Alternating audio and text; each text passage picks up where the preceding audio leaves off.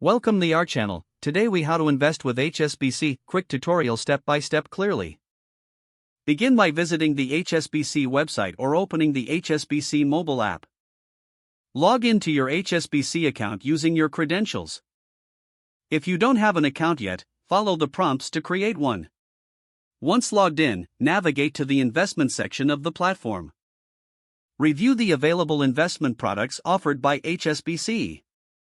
Choose the type of investment you're interested in, such as stocks, bonds, or mutual funds. Click on the specific product to view more detailed information. Take your time to analyze the product details, including fees and potential returns. If you decide to proceed, select the Invest Now or similar button. Enter the amount you wish to invest. Review the investment terms and conditions carefully.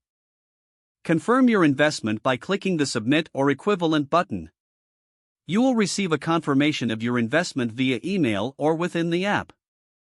Monitor your investment performance by checking the portfolio section regularly.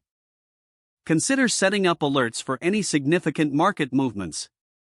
Stay informed by reviewing market news and updates relevant to your investments. If the page does not load, refresh the browser or try again in a private or incognito window.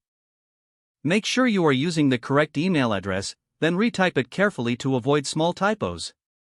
If your password is not accepted, use the reset option and create a new strong password you can remember. Check your spam folder for verification or security emails, then complete any requested confirmation steps. Enable two-factor authentication if available to improve account security and reduce unauthorized access risk.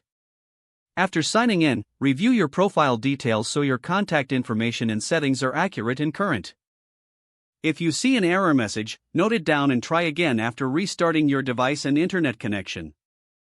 Log out when you finish, especially on shared devices, to keep your account and payment information secure.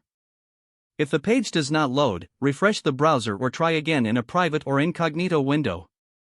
Make sure you are using the correct email address, then retype it carefully to avoid small typos.